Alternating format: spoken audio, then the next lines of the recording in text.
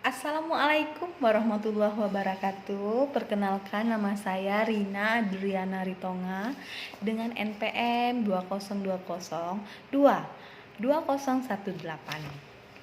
Di sini saya akan menjelaskan tentang apa itu konsep diri, perkembangan konsep diri, cara peningkatan konsep diri dan peran perawat pada klien, faktor-faktor yang mempengaruhi konsep diri, rentang respon konsep diri, dan komponen konsep diri. Baiklah, yang pertama yaitu konsep diri. Konsep diri adalah pandangan dan sikap individu terhadap diri sendiri. Pandangan diri terkait dengan dimensi fisik, karakteristik individual, dan motivasi diri. Pandangan diri tidak hanya meliputi kekuatan-kekuatan individual, tetapi juga kelemahan, bahkan juga kegagalan dirinya. Yang kedua yaitu perkembangan konsep diri. Konsep diri yang pertama kali terbentuk disebut konsep diri primer. Hal ini diperoleh di lingkungan keluarga, terutama pada awal kehidupan. Oleh karena struktur konsep diri terus berkembang secara hierarkis dan saling terkait antara satu dan lainnya, maka ia mencapai tingkat perkembangan tertentu yang relatif stabil. Namun ada juga pendapat yang mengatakan bahwa sepanjang kehidupan seseorang, konsep individu secara kontinu akan berkembang dan berubah. Yang ketiga yaitu cara peningkatan konsep diri dan peran perawat pada konsep diri klien. Yaitu yang pertama kerusakan, yang kedua ansietas, yang ketiga gangguan citra tubuh, yang keempat komunikasi kerusakan verbal, yang kelima coping individu tidak efektif, yang keenam gangguan penyaluran energi, yang ketujuh berduka, yang kedelapan keputusan, 9 gangguan identitas personal, 10 ketidakberdayaan, 11 penampilan peran perubahan, yang ke-12 defisit perawatan diri. Selanjutnya, faktor-faktor yang mempengaruhi konsep diri. Yang pertama yaitu orang di sekitar Anda. Faktanya, tidak semua individu memberikan pengaruh, apalagi pengaruh yang besar terhadap diri kita. Anda bisa bayangkan bagaimana Anda bisa berubah jika setiap bertemu individu yang baru Anda akan terpengaruh. Semua pasti ada batasannya kan? Yang kedua yaitu keberhasilan. Konsep diri bisa didapatkan ketika seseorang mendapatkan keberhasilan atas apa yang telah dialaminya. Yang ketiga, kegagalan.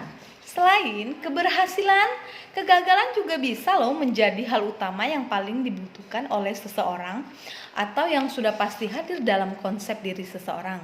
Mengingat banyak kegagalan seringkali membawa hikmah atau introspeksi diri dan pelajaran untuk banyak orang. Yang keempat yaitu reaksi orang lain. Ketika Anda menjalankan kehidupan sehari-hari, orang akan memandang individu sesuai dengan pola perilaku yang ditujukan mereka sendiri. Yang kelima, keadaan fisik. Seringkali orang lain melihat penampilan luar diri seseorang, maka keadaan fisik seseorang dapat mempengaruhi individu dalam menumbuhkan konsep dirinya seperti apa dan juga bagaimana ia memandang orang lain atau sebaliknya. Yang keenam, tuntutan orang tua. Apakah Anda sudah menjadi orang tua? Seringkali cita-cita yang tidak tercapai menjadi penyebab atau menjadi permasalahan utama anak-anak. Banyak anak bermasalah karena mendapatkan tekanan dari orang tua yang selalu menuntut anak untuk menjadi individu yang sangat diharapkan oleh mereka.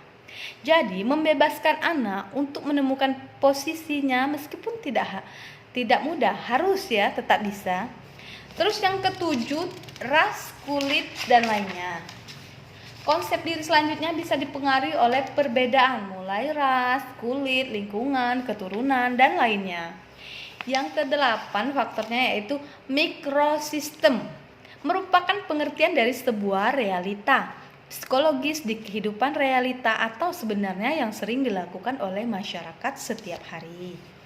Yang kesembilan itu ada mesosistem. Apalagi yang disebut dengan mesosistem, di mana hubungan antara mikrosistem di mana individu yang sedang berkembang dan mengalami kenyataan hidup.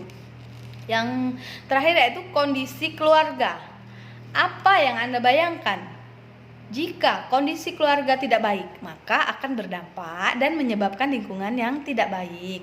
Anak yang baik dapat ditandai dengan adanya integritas dan tenggang rasa yang tinggi serta sikap positif dari anggota keluarga.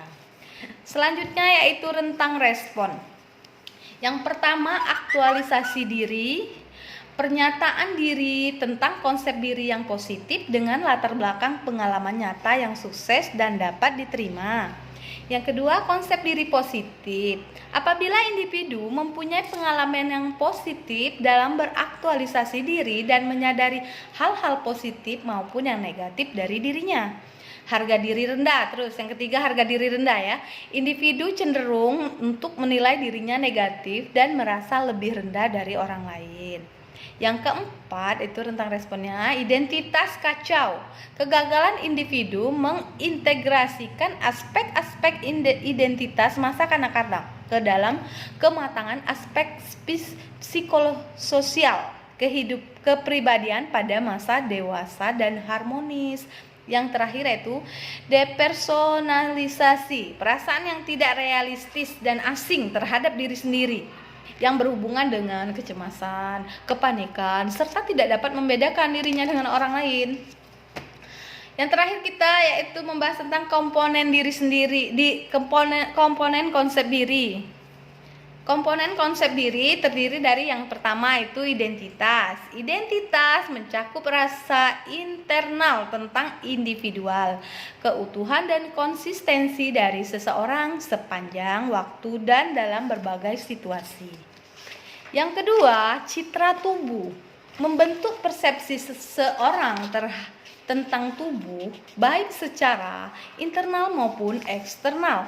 Yang ketiga, ideal diri adalah persepsi individu tentang bagaimana ia seharusnya bertingkah laku berdasarkan standar pribadi.